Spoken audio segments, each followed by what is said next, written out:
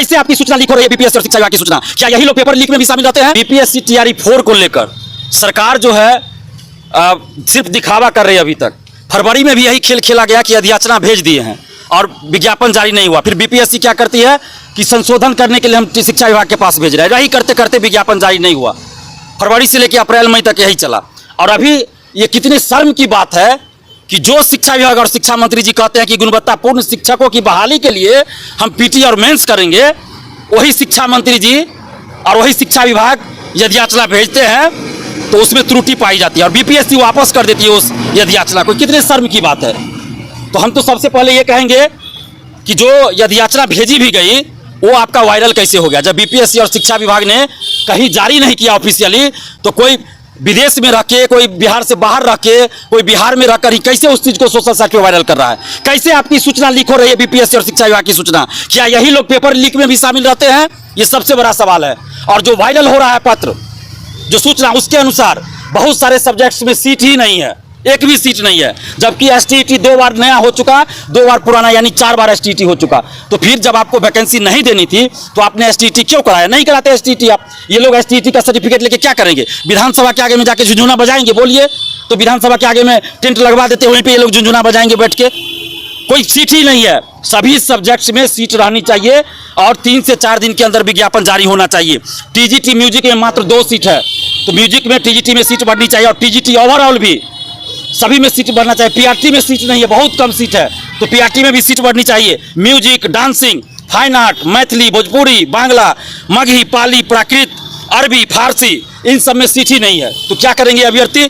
Math में भी बहुत कम सीट है, कॉमर्स में सीट कम है, एग्रीकल्चर की वैकेंसी नहीं आई, शारीरिक शिक्षा का बहुत कम सीट है, इकोनॉमिक्स टीजीटी में सीट बहुत कम है। हमारी ये मांग है सभी सब्जेक्ट्स में जो बैकलॉग सीटें बची हुई है वो तो रहे ही, साथ में जो इतने दिनों में सीट खाली हुई है सभी जोड़कर टीआरई 4 में विज्ञापन जारी हो। और नीति आयोग का, ये मेरा नहीं, नीति आयोग का ये डाटा है कि 2,77,000 शिक्षकों के पद बिहार में खाली है। और यहाँ शिक्षा मंत्री कह रहे हैं कि सरप्लस शिक्षक कैसे गिनती कर रहे हैं आप शिक्षा मंत्री जी? आपकी योग्यता पे सवाल हम खड़ा कर रहे हैं। कैसे शिक्षा मंत्री आप है कि आपके द्वारा यदि याचना भेजी गई और बीपीएससी ने वापस कर दिया, आप शिक्षा मंत्री के पद से अब इस्तीफा दे दीजिए। आप शिक्षा मंत्री के पद पर रहने लायक योग्य नहीं है। आप कह रहे हैं, शिक्षा मंत्री जी, बहुत गंभीर बात में बोलने जा रहा हूं। शिक्षा मंत्री जी कह रहे हैं 30 बच्चों पर एक शिक्षक कि हम नियुक्ति करेंगे, सरप्लस शिक्षक हो रहे हैं। आए हुजूर, 30 बच्चों पे एक शिक्षक होंगे ना, लेकिन इसका मतलब ये नहीं है कि क्लास 1, क्लास 2, क्लास 3 के बच्चों को मिला के 30 बच्चा, क्लास 1 में 30 बच्चा पे एक शिक्षक, क्लास 2 में 30 बच्चा पे एक शिक्षक होना चाहिए ना। और ये क्या चालाकी कर रहे हैं? क्लास 1 में किसी स्कूल में अगर 10 बच्चा है, क्लास 2 में 15 बच्चा है, तो दोनों को जोड़ के 30 पुराएंगे। 3 क्लास 4 क्लास को जोड़ के 30 पुरा देंगे और एक टीचर, मतलब एक ही टीचर एक साथ क्लास 1, 2, 3, 4 को कैसे पढ़ाएंगे भाई? एक ही टीचर सब क्लास को पढ़ाएंगे एक साथ बैठा के? ये तो बहुत पहले होता था, अब कैसे हो गया? और इस तरह कर रहे सरप्लस शिक्षक हो गए। सरप्लस शिक्षक कैसे हो गए? आपने कैसे वैकेंसी पहले निकली?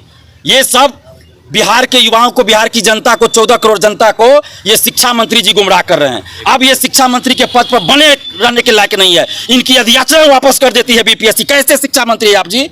आपकी योग्यता पे सवाल खड़े कर रहे हैं। आप हमको धमकी देते थे। अब बताइए ना, आपकी क्या योग्यता है शिक्षा मंत्री बने रहने का कि आपकी यदि याचना बीपीएससी ने वापस कर दिया? और साथ में हमारी एक और मांग है कि एक ही परीक्षा होनी चाहिए। पीटी मेंस स्वीकार नहीं करेंगे, किसी कीमत पर स्वीकार नहीं करेंगे, हमें बोल रहे हैं और शांतिपूर्वक अभी बोल रहे हैं।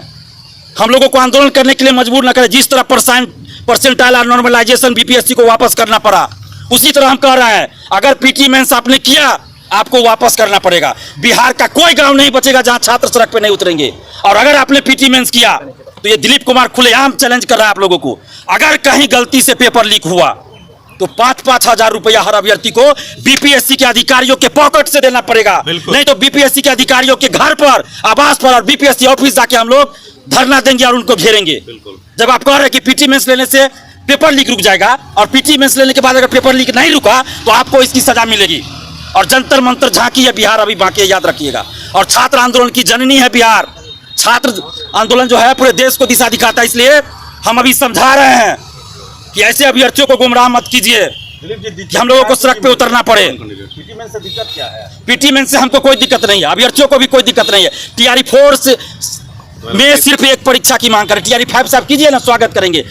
पीटी मेंस के नाम पर आप 4 साल 3 साल लगाना चाहते हैं, लेट लतीफ़ी करना चाहते हैं। बस यही दिक्कत है हमको कि लेट लतीफ़ी आप करना चाहते हैं। टीआरई 4 का ऑलरेडी 2 साल लेट हो चुका है, तो अब लेट नहीं होना चाहिए। आप टीआरई 5 से कीजिए ना पीटी मेंस, हम स्वागत कर रहे हैं, हम तालियां बजाएंगे आपके लिए, लेकिन टीआरई 5 से कीजिए। और 1 कैंडिडेट 1 रिजल्ट लागू हो या कोई और व्यवस्था है तो कर कीजिए, लेकिन मेरा कहना है जितने सीटों पे आप वैकेंसी निकाल रहे हैं उतने लोगों को नौकरी मिलनी चाहिए, स्कूल में ज्वाइनिंग होना चाहिए। ये नहीं कि 32,000 आप निकाल दिए और फाइनल जो है सिलेक्शन 10,000 का हो, बाकी 2-2 3-3 जगह सेलेक्ट हो गया, बाकी सीट खाली, ऐसा नहीं होना चाहिए। और एज में भी छूट मिलनी चाहिए। 2023 दिसंबर में जो एसटीटी आया था उसके बाद उन लोगों को टीआरई में बैठने का मौका नहीं दिया गया, क्योंकि उसके बाद वैकेंसी नहीं आई। तो इसलिए दिसंबर 2023 में जो एसटीटी विज्ञापन में एज की गणना की गई थी उसी अनुसार टीआरई 4 में किया जाए, और डी भी सर्टिफिकेट की जाँच रिजल्ट से पहले हो ताकि फर्जीवाड़ा न हो। यही हम लोगों की मांग है।